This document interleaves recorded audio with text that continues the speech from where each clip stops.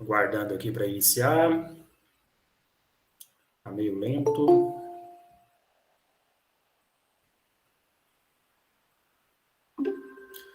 Aí, agora sim. Boa tarde a todos. Vamos iniciar aqui mais uma aula de Educação Física Online. Nesta aula, nós iremos dar prosseguimento ao conteúdo do terceiro trimestre, né, a segunda aula do terceiro trimestre, com o conteúdo questões comentadas de Educação Física para o Enem. Eu deixei uma atividade na primeira aula da semana passada, na qual vocês teriam que assistir a videoaula, né, que eu falei a respeito dos padrões que as questões de Educação Física do Enem seguem, que eram 3, né, e logo depois vocês teriam que responder um formulário com 3 questões que já foram utilizadas nos Enems aí dos anos anteriores. Tem alguém aqui na sala que não conseguiu responder? Ou todos vocês conseguiram? Eu verifiquei lá que eu recebi 34 respostas, né? Se a gente contar aqui as duas turmas, teriam que dar 49, né? Tem 26 numa turma e 23 na outra. Você não respondeu, Francisco? Por quê?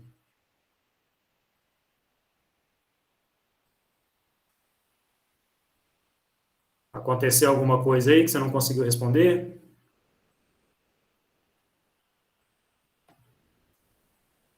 Só lembrando, pessoal, que todas as atividades que eu passo depois da aula, ou quando eu coloco uma aula assíncrona lá, né? Ah, tá. Meus pêsames aí, então. O que acontece? Essa atividade, ela fica no sistema durante uma semana, né? Então, ela fica no sistema até às 13 horas da outra semana, no dia da outra aula. Então, por exemplo, a atividade que eu vou passar para vocês hoje, o formulário, ele terá um prazo de validade até na sexta-feira da semana que vem, às 13 horas, para vocês responderem. Pode ser respondido depois? Pode, só que não vai valer a nota total, tá? Você vai ter aí 60%, 50% da nota que a atividade vale. E a presença, você só vai ser computada essa presença se você responder dentro desse prazo também. Então, se você responder depois do prazo, você vai perder nota e vai perder a presença também. Ah, professor, mas eu estava na aula, tá?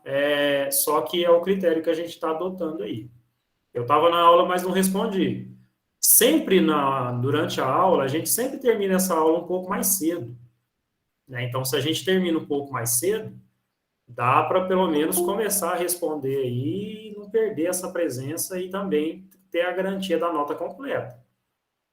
No final do segundo trimestre, a maioria de vocês aí tiveram praticamente aí nota máxima nos pontos que eu distribuí. Só que essa agora, no terceiro trimestre, não vai ser possível todos adquirirem essa nota completa. Por quê? A gente está trabalhando com questões.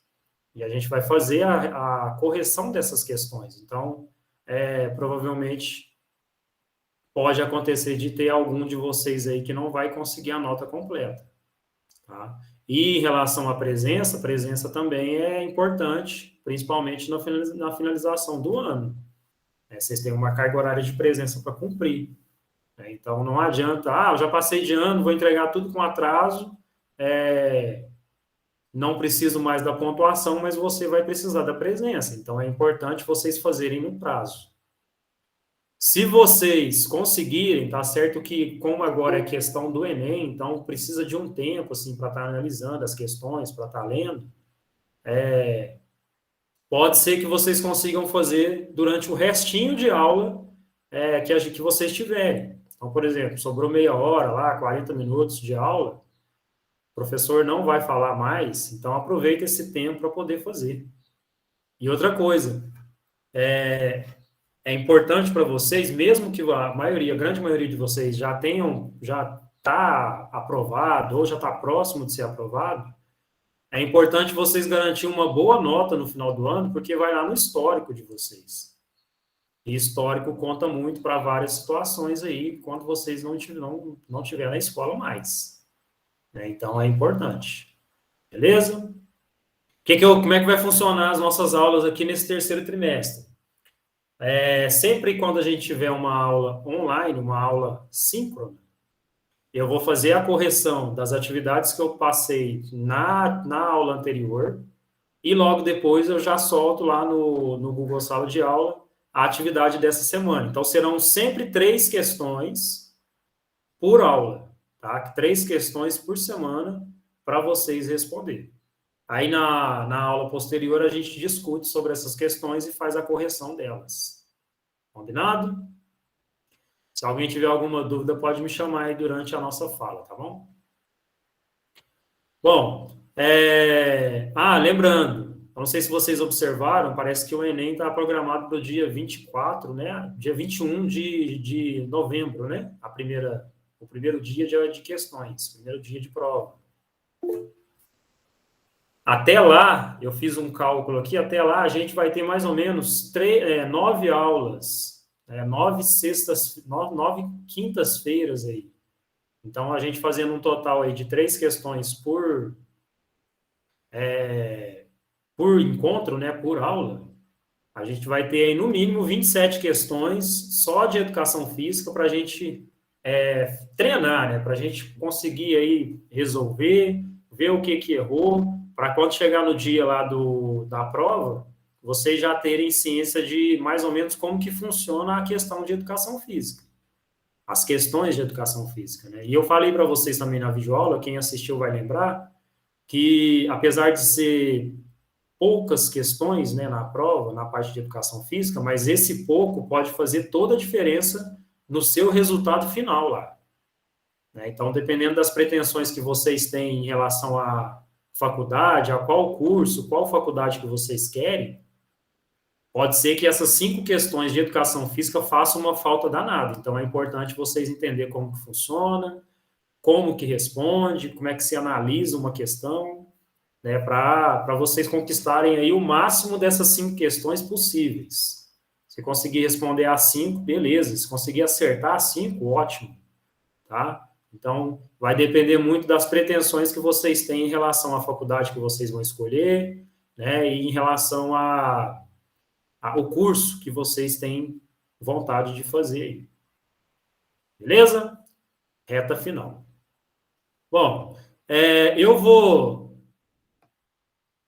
identificar aqui para vocês quais eram as questões da semana anterior e a gente vai analisar as respostas. Aí eu vou falar para vocês quantos de vocês acertaram, quantos de vocês não acertaram, tá? Sem citar nomes. Conforme a resposta, você vai saber se você acertou ou não. Vou liberar também depois a nota para vocês acompanharem aí em toda a aula qual foi a nota que você está tendo aí durante esse terceiro trimestre, para você já ficar ciente aí do que está acontecendo com a sua pontuação. Certo? Eu tinha falado para vocês que 34 alunos responderam, alguns devem ter respondido aí agora, né? Porque esse número já aumentou para 37. Bom, a primeira questão está falando sobre esporte, tá? E é uma questão do Enem lá do ano de 2017. Vocês viram lá que as questões elas se dividem em esporte, jogo ou brincadeira, saúde e corpo, e tem algumas questões que envolvem outros conteúdos da educação física. Então, eu vou trazer sempre 3 questões, uma de cada tema, uma de cada conteúdo, para vocês identificarem. Então, a primeira foi do Enem de 2017, falando sobre esporte. Nessa questão, das 37 pessoas que responderam, 32 acertaram. Tá? Então, pelo menos dá para identificar aí que vocês entenderam a relação da explicação aí, da análise do tipo de questão e conseguiu responder aí com empenho, né? Conseguiu responder certo essa questão. Mas mais do que responder certo, a gente precisa entender o que está pedindo.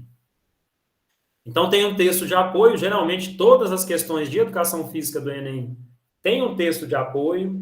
E eu falei para vocês também na videoaula da semana passada, que muitas das vezes você não precisa ser um profundo conhecedor aí de esporte. Você não precisa ser um praticante de esporte, não precisa acompanhar esporte na televisão para poder responder uma questão sobre esporte do Enem. Basta você ter uma boa interpretação de texto, tá? E conseguir responder aí apenas interpretando sem dominar o assunto do que está falando lá, certo?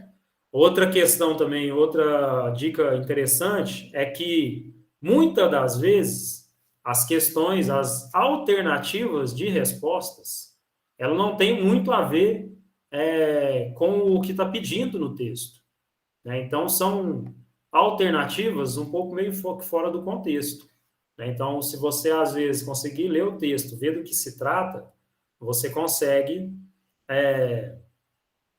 responder muitas das vezes sem ter que ler o texto. Se não conseguir responder sem ler o texto, vocês terão que fazer uma leitura aí e ter uma boa interpretação para poder responder corretamente. Beleza? Vocês estão usando o tempinho para responder Professor, aí, né? Oi? você tá compartilhando tela só para saber? Não, não estou não. Ah, tá. Tá tudo bem. Vocês Achei que querem que tava aparecendo. compartilhe? Não, não precisa, mas eu achei que você tava compartilhando e aí não tava aparecendo, sabe? Não, não estou não. Eu vou fazer a leitura da questão aqui. Se vocês quiserem que eu compartilhe para vocês, às vezes, lembrar o que estava pedindo, eu compartilho, sem problema. Jordana, você pode fazer, só que como eu te avisei, que eu avisei aqui agora há pouco, que o prazo era até às 13 horas, você não terá a nota completa, tá?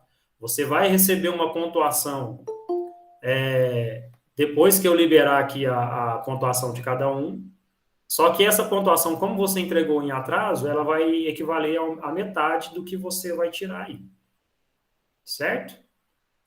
Mas pode fazer sem problema. Bom, a primeira questão, pessoal, está falando sobre esporte. E tem um texto de apoio que começa assim: a ascensão social por meio do esporte mexe com o imaginário das pessoas, pois em poucos anos, um adolescente pode se tornar milionário caso tenha um bom desempenho esportivo. Muitos meninos de famílias pobres jogam com o objetivo de conseguir dinheiro para oferecer uma boa qualidade de vida à família. Isso aproximou mais ainda o futebol das camadas pobres da sociedade, tornando-o cada vez mais popular. Acontece que esses jovens sonham com fama e dinheiro, enxergando no futebol o único caminho possível para o sucesso. No entanto, eles não sabem da grande dificuldade que existe no início dessa jornada, em que a minoria alcança a carreira profissional. Esses garotos abandonam a escola pela ilusão de vencer no futebol, a qual a maioria sucumbe. O caminho até o profissionalismo acontece por meio de um longo processo seletivo que os jovens têm de percorrer. Caso não seja selecionado, esse atleta poderá ter que abandonar a carreira involuntariamente por falta de uma equipe que o acolha. Alguns podem acabar em subempregos, à margem da sociedade, ou até mesmo em vícios decorrentes desse fracasso e dessa desilusão. Isso acontece porque, no auge da sua formação escolar e na condição juvenil de desenvolvimento, eles não se preparam e não são devidamente orientados para buscar alternativas de experiências mais amplas de ocupação, fora e além do futebol. Ao abordar o fato de, no Brasil, muitos jovens depositarem suas esperanças de futuro no futebol, o texto critica. Então, aqui vem as alternativas, ó. Despreparo dos jogadores. Então, o texto está fazendo uma crítica, certo? Está fazendo uma crítica a respeito do despreparo dos jogadores de futebol para ajudarem suas famílias. O que vocês acham aí? Vocês acham que é a primeira alternativa? Escrevam aí no chat. Ou abram o microfone aí e vamos discutir. O que vocês imaginam aí?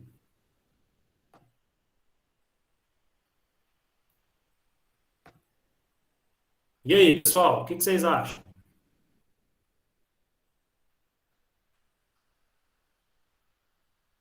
Vocês não acham nada?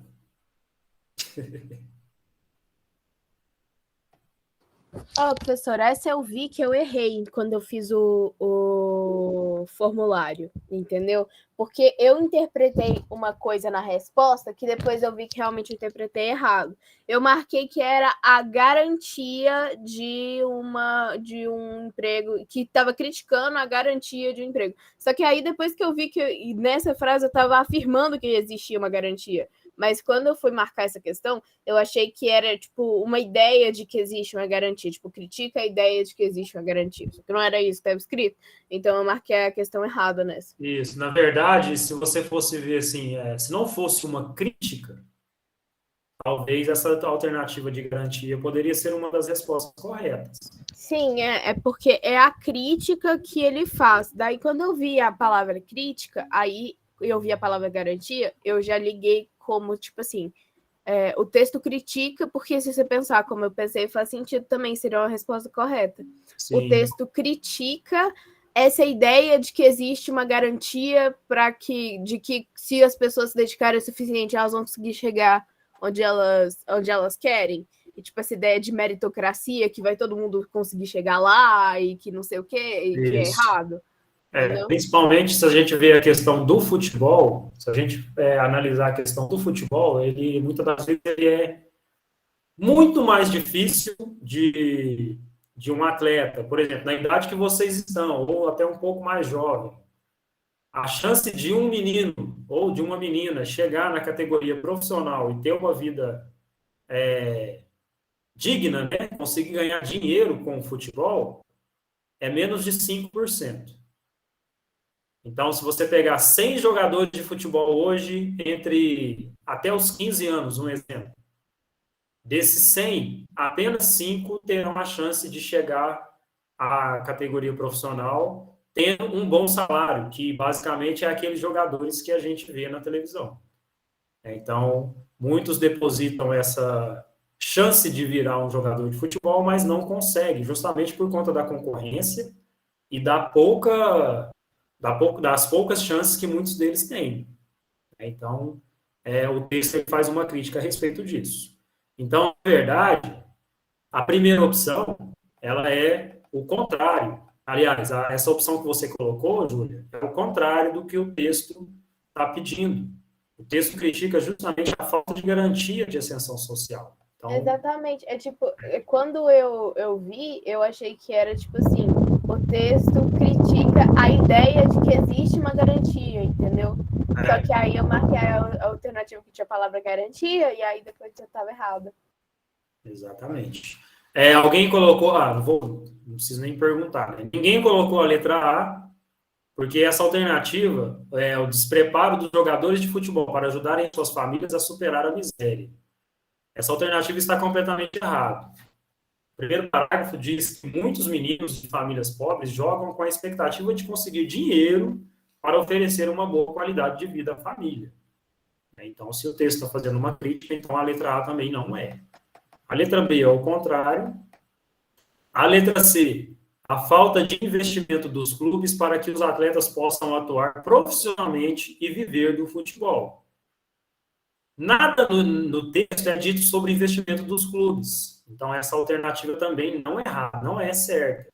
Tá? Então, essa alternativa aqui, a falta de investimento dos clubes, duas pessoas responderam ela. Tá? Então, respondeu errado. Certo? Por que, que não é essa? É só a gente analisar. Se a gente, vamos pensar aqui, nós temos no Brasil hoje, vou colocar aqui Série A e Série B, falando de futebol profissional. Nós temos duas séries, né? Tem a Série C e a Série B também, mas vamos colocar a Série A e a Série B. São 20 times em cada um. Total 40. 40 times de Série A e Série B no Brasil. Em cada time, vocês podem colocar aí, vamos colocar de 25 a 30 jogadores que cada time tem no elenco. Então, fazendo uma conta aí, vai dar aí aproximadamente, se eu colocar 40 vezes 30 jogadores, vai dar o que aí? Quem é bom de matemática? 1.200? É isso, pessoal? 1.200. Se a gente colocar 1.200 jogadores jogando hoje a Série A e a Série B do brasileiro, que são os profissionais, tirando os que vão para a Europa lá, assim, que tem um salário até maior. Será que tem só 1.200 jogadores jogando hoje? Isso, exatamente. 1.200 ganhando relativamente bem. Será que nós temos apenas 1.200 jogadores hoje com menos de 15, com menos de 16 anos jogando em todos os clubes do Brasil? Tem muito mais, né? Então, não é para todo mundo. Por isso que tem aquela porcentagem lá de apenas menos de 5% dos jogadores de futebol conseguem chegar à categoria profissional e viver basicamente só do futebol, tendo um salário relativamente bem. Vocês colocaram aí. Tá? Então, não é a falta de investimento dos clubes, porque quem joga em clube de Série A e Série B, basicamente o salário deles são muito bons. Então, falta de investimento dos clubes não é. Tá? Penúltima alternativa. Letra D. Investimento reduzido dos atletas profissionais em sua formação escolar, gerando frustração e desilusão profissional do esporte. Essa questão aqui ela é um pouco complexa. A alternativa estava até começando bem, né? Porque geralmente existe mesmo um investimento muito reduzido de atletas, principalmente nas categorias de base, na sua formação escolar. Hoje em dia, tem até uma certa mudança aí em relação aos clubes grandes, né? Os clubes que a gente está acostumado a ver na TV. Esses clubes, eles têm uma política, não são todos, de investir nas categorias de base, não só nos treinamentos, mas também na vida escolar. Por exemplo, vou citar aqui uma realidade do meu time de futebol, e ninguém vai me zoar aí por causa do meu time, tá? Porque se zoar eu vou tirar nota. O Vasco da Gama, ele tem uma escola dentro do clube. Então, todos os jogadores de todas as modalidades do Vasco estudam nessa escola do Vasco. Porque, se caso o jogador não virar um jogador profissional, ele vai ter outras alternativas, pelo menos os estudos, a educação básica dele, ele vai conseguir atingir. Tá? Então, muitos clubes têm essa política. Talvez não tenha uma escola dentro do clube, mas tem uma parceria com uma escola. Por exemplo, tem muitas escolas particulares que têm parceria com clubes, e essa escola particular recebe esses alunos através de bolsa. Tá? Mas é porque existe um incentivo do clube com a escola. Certo? Então, essa penúltima alternativa, ela até começou bem, mas não é esse o motivo que gera uma frustração e desilusão profissional no esporte. Beleza? Pode falar, Francisco. Por que a gente zoaria o Vasco? Porque todo mundo gosta de zoar o Vasco, né, gente? Eu estou mais do que acostumado aí já. Eu até falo que para quem joga contra, né, Francisco? Eu já estou mais do que acostumado a ouvir zoação do Vasco. Mas é só um exemplo, acredito que outros clubes também devem ter essa...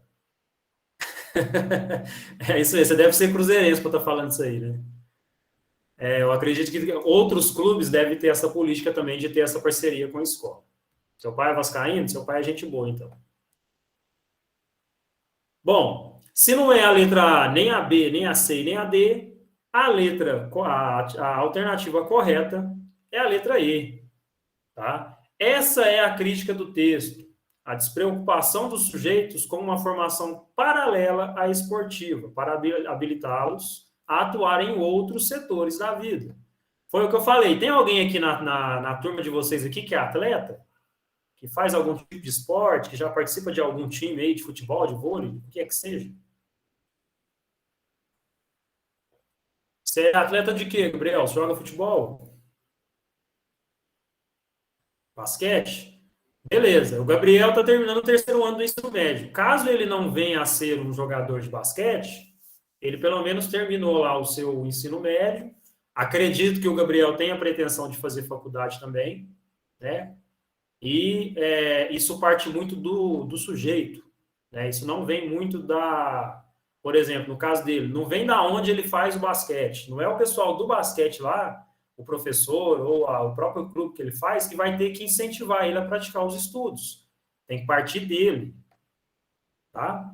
Então, aqui fala justamente isso, que os sujeitos, eles estão muitas das vezes despreocupados com a formação paralela, está preocupado só com o esporte, para ver se consegue uma melhoria aí na qualidade de vida e ter um bom salário. Beleza? Então, quem colocou a alternativa aí é a correta. Combinado? Número 2. Número 2 está falando a respeito de jogos, brincadeiras, aí entra na parte de práticas corporais. Aí pode falar de jogos, brincadeiras, dança, ginástica também entra. E a atividade número 2, a questão número 2 é do Enem de 2015, e está falando de uma brincadeira que praticamente todos vocês que estão aqui na sala já brincou quando vocês eram crianças, que é a amarelinha. Riscar o chão para sair pulando é uma brincadeira que vem dos tempos do Império Romano. A amarelinha original tem mais de 100 metros e era usada como treinamento militar. As crianças romanas, então, fizeram imitações reduzidas do campo utilizado pelos soldados e acrescentaram numeração nos quadrados que deveriam ser pulados. História da amarelinha. Hoje as amarelinhas variam nos formatos geométricos e na quantidade de casas. As palavras céu e inferno podem ser escritas no começo e no final do desenho, que é marcado no chão com giz, tinta ou graveto. Com base em fatos históricos, o texto relata o processo de adaptação pelo qual passou um tipo de brincadeira. Nesse sentido, conclui-se que as brincadeiras comportam a alternativa A. Vou colocar aqui para vocês. Caráter competitivo que se assemelha às suas origens. Amarelinha é uma competição, gente? Tem caráter competitivo a amarelinha? O que vocês acham? Tem. Tem? Tem caráter competitivo, sim. Não, acho não que tem. Eu A acho amarelinha é Não, uma assim, não brincadeira. profissionalmente, mas se você tá jogando com alguém, você quer ganhar, então você gera uma competição. Sim, mas é um caráter competitivo de quem pratica, não necessariamente é uma competição. É lógico que, dependendo de quem joga, igual o Gabriel colocou aí, pode ser que muitas das vezes vocês não, são tão competitivos que nem a amarelinha vocês querem perder. Aí entra até a parte aí do para o ímpar, aí depende de pessoa para pessoa. Mas a amarelinha não é um esporte, por exemplo. Quando a gente fala de competição, a gente fala de esportes. Agora, quando a gente não fala de competição, a gente fala de jogo, fala de brincadeiras, são coisas que são atividades que são voltadas para o lazer, né, para o divertimento. Agora, se eu quiser fazer um campeonato de amarelinha, aí vai ser uma competição, tá? Mas a essência da amarelinha é uma brincadeira. Então, brincadeira não tem caráter competitivo, mesmo que alguns de vocês aí discordem. Certo? Deixa eu ver quem pôs essa alternativa. Bom, não, nenhum de vocês colocou essa alternativa, tá? Letra B. Delimitação de regras que se perpetuam com o tempo. O que vocês acham dessa aí? Tá certo ou errado? O que é perpetua? As regras das amarelinhas são as mesmas desde quando os soldados lá do Império Romano praticavam? E aí? Não, elas foram alterando com o tempo. Exatamente, foram alterando. Se foram alterando, elas não se perpetuam, tá? Elas não são as mesmas desde quando foi inventado. Tá? Elas foram aprimorando, elas foram se modificando e elas se modificam até hoje. Tá? Depende muito de quem está jogando a amarelinha. Eu, ao invés de colocar, por exemplo, uma numeração de 1 a 10 na amarelinha, eu posso colocar de 1 a 5. Continua sendo uma amarelinha. Tá? No lugar do céu e inferno, eu posso colocar terra e mar, por exemplo. Ou céu e terra. Tá? Tudo depende de quem está jogando. Então, ela pode ser adaptada. Letra C. Definição antecipada do número de participantes. O texto fala isso, gente? Que existe uma definição antecipada do número de participantes? Não. Se eu estiver jogando amarelinha com todos vocês aqui, chegar mais 2 pessoas, essas 2 pessoas podem participar? Pode, não vai atrapalhar o andamento, não vai atrapalhar o andamento do jogo. O próprio nome fala, o jogo é uma brincadeira, então pode entrar gente aí a hora que for. É diferente, por exemplo, se eu falar de um jogo de torrinha, por exemplo. A torrinha são 4 jogadores. Então, para outro jogador, para mais de 4 jogadores jogarem, não tem como. Aí a gente tem que esperar terminar para o último sair e assim por diante. No caso da amarelinha, não. Letra D. Objetivo de aperfeiçoamento físico daqueles que a praticam. Tá certo ou errado? Quem brinca de amarelinha vai virar um atleta? Errado. Não vai virar atleta, gente. O objetivo da amarelinha não é aperfeiçoamento físico, apesar que ela foi inventada pelos soldados lá do Império Romano para eles se prepararem para a guerra, naquela época. Hoje não. Então, se não é nem A, nem B, nem C, nem D, a resposta correta é a letra E. Possibilidade de reinvenção no contexto em que é realizada.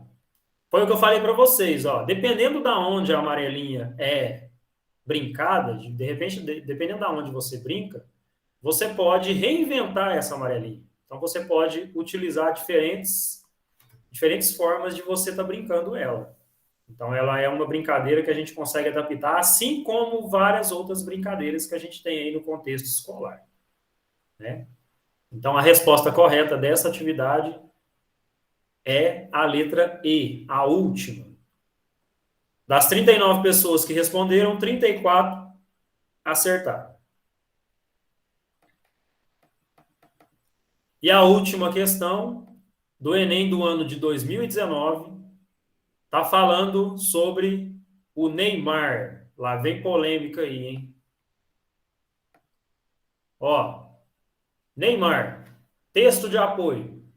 O craque Crespo, desde que Neymar, o craque Crespo é o título, né?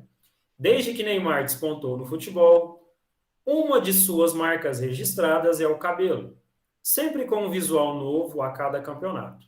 Mas nesses anos de carreira, ainda faltava o ídolo fazer a aparição nos gramados com seu cabelo crespo natural, que ele assumiu recentemente para a alegria e a autoestima dos meninos cacheados que sonham ser craques um dia.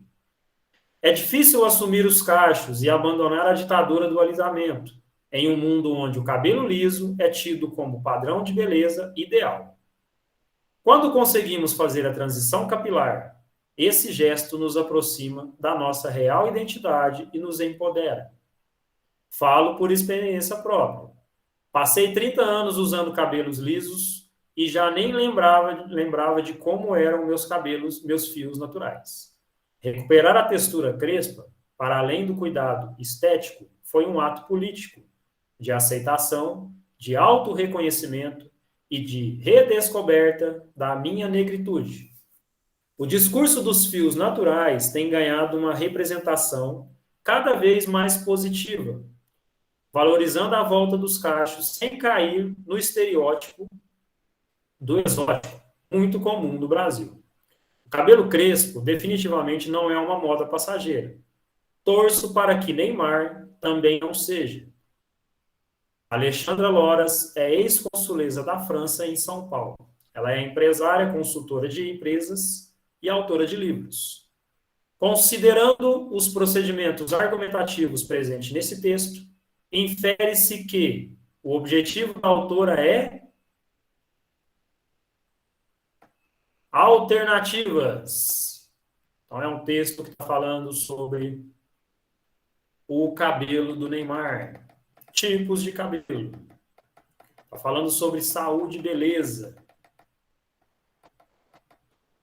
Então, a primeira alternativa está escrito assim, letra A, valorizar a atitude do jogador ao aderir à moda dos cabelos crespos. Deixa eu identificar aqui quantos de vocês responderam essa. 4 de... Essa daqui já deu um pouquinho mais de discussão. 4 de vocês responderam essa alternativa. Será que ela está correta? Valorizar a atitude do jogador ao aderir à moda dos cabelos crespos. Será que está valorizando mesmo? Porque o próprio texto fala que no início ele não utilizava esse tipo de cabelo. Ele fazia um monte de penteado lá, mas não colocava o cabelo, não usava o cabelo crespo, que é o cabelo dele mesmo. Parece que é verdade, mas não. A autora, no caso, ela aborda a atitude do jogador de forma exemplificativa. E isso não é um fundamento, não é um fundamento do texto. Ela só está usando um exemplo. Letra B. Problematizar percepções identitárias sobre padrões de beleza. 34 de vocês responderam essa. Isso mostra que vocês estão bem engajados aí nessa parte de padrão de beleza, né? Vocês estão sabendo bastante aí sobre padrão de beleza. Quais são os argumentos? Recuperar a textura crespa, para além do cuidado estético, foi um ato político de aceitação, de autorreconhecimento, de redescoberta da minha negritude. Essa autora falando a respeito da atitude que ela tomou de utilizar os cabelos crespos que ela também tinha. Certo? Então, nesse caso, a letra B é a correta. Só para analisar as outras questões para a gente identificar, a letra C, apresentar as novas tendências da moda para os cabelos. Cabelo crespo é tendência de moda? Vamos voltar aí um pouquinho. Vocês estão aí com 17, 18 anos, não é? Há 2 anos atrás, cabelo crespo era uma tendência de moda, gente?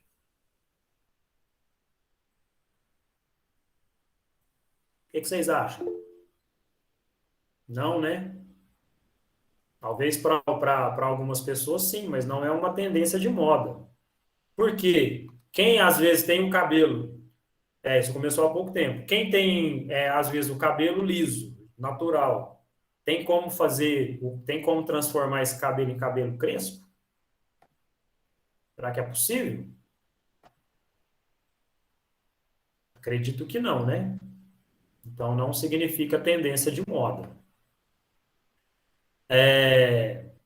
E também não há indícios nesse sentido, conforme demonstrado na alternativa anterior. Não há indício dessa apresentação, dessa alternativa no texto. Letra D. Relatar sua experiência de redescoberta de suas origens. Também não, né? Porque essa é uma experiência pessoal e é uma exemplificação. Certo? Ela nunca deixou de redescobrir, né? De fazer parte aí de lembrar suas origens. Ela só não usava o cabelo que era natural dela. E a letra C, letra E, evidenciar a influência dos ídolos sobre as crianças. Está falando aqui sobre a influência do Neymar sobre as crianças, gente? O texto fala sobre isso? Está falando aqui sobre a influência dele, muitas das vezes como pessoa ou como atleta? Não, está falando do cabelo dele só. Então, não é essa alternativa, não é a E. Então, a resposta correta é a letra B. 34 pessoas responderam a letra B e teve uma pessoa, um aluno que respondeu a letra E. Certo? Então, foram 4 na letra A, 1 na letra E e 34 na letra B. Quem respondeu a letra B acertou. Certo? Pessoal, o que vocês acharam dessas 3 questões aí? Pelo que eu vi aqui nas respostas, dá a entender que vocês fizeram assim, vocês conseguiram entender e conseguiram responder com facilidade. Mas o que vocês acharam? Acharam difícil? Tiveram que ler o texto mais de uma vez? Procurou a resposta na internet. Vocês não fizeram isso não, né, gente? Se procurar na internet, vocês estão enganando vocês mesmos aí. Então, é nesse sentido aí mesmo, Júlia, é bem tranquilo. O que muitas das vezes a gente tem que ficar atento é em relação ao texto, tá? Se a gente conseguir, se vocês conseguirem ler o texto, conseguir interpretar o que está pedindo nesse texto, dá para responder aí tranquilamente, tá? Vocês têm já tem pretensão aí de fazer faculdade de quê? Escrevam aí para nós. Já tem ideia? Não decidiram ainda? Ó, letras, inglês, direito, odontologia, psicologia, biomedicina. Ó, legal. Música. Música não tem aqui, né, Paula? Então, automaticamente você vai ter que fazer em outro lugar, né? Em outra cidade. Boa, Matheus. Vai fazer educação física? Legal, ué. Bacharel ou licenciatura? O Bernardo já tem, Júlia? Na UFO? Ah, legal. É isso aí, ó. Tô vendo aqui que o pessoal tá bem diferente aí nos cursos, né? O mais importante aí é vocês fazerem o que vocês têm vontade, que vocês se identificaram e que vocês assim, consigam seguir aí com a carreira. Realmente, não é todo mundo medicina, né? Se bem que se vocês forem para a parte para a área da saúde, aí a área da saúde é uma área que, assim, sempre está em escassez aí de profissional, né? Não, Júlia, não vai nesse negócio de dar dinheiro aí não, tá? Porque muitas das vezes a gente vai pelo dinheiro e acaba não sendo um bom profissional, né? Então, a parte do dinheiro aí é importante, é legal, mas muitas das vezes o pessoal vai em relação aí à parte financeira e acaba não se tornando um bom profissional e acaba, dependendo da profissão, aí não vai prestar bom serviço aí à comunidade. Bombeiro conta. Claro que conta, Ana Clara. Vixe. Depois de ser bombeiro aí, você pode tentar aí fazer um outro curso, né? Porque muitos do pessoal aí que é militar, eles fazem um curso depois de ter passado na prova, né? Aí vira engenheiro trabalhando de Uber. É isso mesmo aí, tá vendo? Foi pelo dinheiro, não conseguiu, fez a faculdade lá do jeito que deu, não conseguiu ser um bom profissional, né? Então chegou lá para trabalhar, falou, ó, não vai dar para arrumar emprego, não. Ou então monta aí o seu escritório aí não vai conseguir conquistar os seus clientes. Aí muitos aí vai ter que voltar aí até trabalhar de Uber, que não é o ideal, né? Tomara que não aconteça com ninguém aqui. Pediatria é legal, mas medicina é difícil. Medicina tem que ter muita disposição aí. Provavelmente quem tem pretensão de fazer medicina, é bem provável que não vá começar a faculdade no ano que vem. Vai ter que ter um período de estudo aí para se preparar melhor do que vocês vão sair preparados daqui, né? Então, você já tem o técnico aí, o técnico em alimentos, né? Então, quem está seguindo aí a parte da nutrição aí já vai ter uma certa vantagem aí e já vai saber mais ou menos aí o que vocês vão seguir, né? Exatamente. Bom, nesse terceiro trimestre a gente vai conversando muito aí a respeito de profissões e quem às vezes está indeciso aí, não sabe o que quer ainda, pode ser que dá uma clareada aí nas ideias e vocês tentem identificar aí uma carreira, uma profissão aí que vai fazer vocês ser bons cidadãos aí, bons cidadãos, bons profissionais aí também. Certo? Pessoal, já está liberado lá no Google Sala de Aula as 3 perguntas dessa semana, tá? Leiam com atenção, principalmente quem teve erro, tá? Procure identificar no texto algumas palavras-chave aí que vocês possam identificar. Mas tentam responder aí com calma, Nós temos agora 30 minutos aí para terminar a aula. Eu vou ficar aqui até 2h30, tá? Quem tiver um tempinho aí, se quiser ir já fazendo as questões, já está liberado lá, tá? Quem não for fazer Professor, agora, já está liberado para sair da aula. Até semana que vem, e eu vou conversando com o pessoal que está falando aqui a respeito de teste vocacional e assim vai. Ô, professor, você falou de engenheiro trabalhar de Uber. Eu acho que não é nem da questão da pessoa não ser um bom profissional, é que nos últimos 20 anos formou tanto engenheiro que o Brasil sobrecarregou de engenheiro e a gente não tá tendo mais onde colocar eles para trabalhar. Aí, ô Francisco, aí depende muito da área da engenharia, né? Eu vou falar por. é, É assim, tipo, engenheiro de alimentos tá sobrando vaga no mercado, porque entra uma sala de 30 alunos, forma dois. Mas aí você pega, por exemplo, engenharia civil. Nossa, formou tanto engenheiro civil nos últimos anos que não tem mais onde colocar isso para trabalhar agora. Isso, É porque começaram a falar assim, não, porque tem que fazer engenharia, porque engenheiro tá precisando, que não sei o quê. Aí todo mundo fez engenharia e não tá isso. precisando mais, então não tá Aham, precisando é isso tanto mesmo. assim. Teve uma época. antigamente era direito, engenharia e medicina. Hoje em dia que você consegue emprego direto é só medicina, porque direito você tem que estudar bastante para conseguir e engenharia também. Teve uma época aqui que a moda era odonto. Aí Uberaba foi formando tanto dentista que a maioria dos dentistas tiveram que sair daqui de Uberaba. Eu conheço mais ou menos uns 5 dentistas que não moram aqui. Por quê? Porque não tinha mercado mais. Quem que tinha falado aí? O Matheus tinha falado que quer ser professor quer fazer educação física. Educação física também. Se você olhar hoje, eu falo assim, eu formei há 10 anos atrás. Eu estou fazendo 11, né? Eu estou com 10 anos de profissão. Quando eu formei, o Matheus, tinha 3 faculdades aqui em Uberaba que tinham curso de educação física.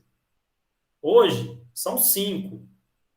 Na minha época, formou quase 100 profissionais por ano. Então, só da educação física, só para você ter uma base. Então, é muito concorrido em relação à quantidade de profissionais. Mas aí entra o diferencial de cada um. Se você, mesmo que o mercado seja concorrido, se você se tornar um bom profissional, conseguir vender o seu produto, né, você vai ter mercado para trabalhar sim. É saturado? É igual muitas áreas aí. Mas, se você tiver um diferencial, eu tenho certeza que você vai querer ser personal, né? O professor de escola tem as coisas boas, né? Que você tem contato com muita gente, né? Você convive com gente o tempo todo. Dependendo se você tiver a chance de passar no concurso, você vai ter uma estabilidade, né? Mas é muito concorrido. Agora, o personal, se você quiser ser personal, você vai ter que ter um diferencial aí para você se destacar entre os demais, porque personal tem tudo quanto é canto, né? Então, depende muito, às vezes, da pessoa, né? E depende muito do diferencial que essa pessoa vai ter, certo? Então, é nesse sentido aí. Sua prima é personal, João Vitor? Eu vou encerrar a gravação aqui. Como que ela chama?